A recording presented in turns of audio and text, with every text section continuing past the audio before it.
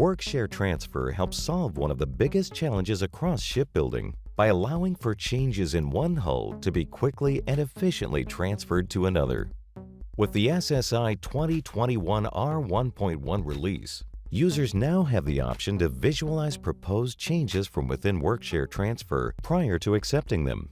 Not only does this save time by removing the need to navigate a list, but allows for the proposed changes to be viewed by all users within the project via ShipExplorer.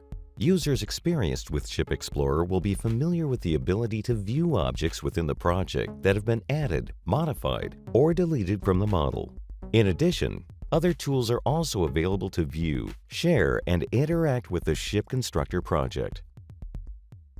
WorkShare Transfer now leverages those capabilities with a simple-to-use graphic preview feature that allows you to quickly visualize, share, and approve changes before transferring them.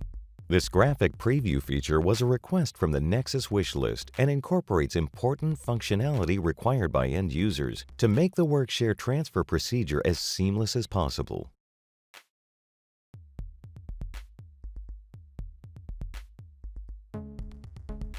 Visit SSI Nexus to learn more about this enhancement, WorkShare Transfer, and ShipConstructor.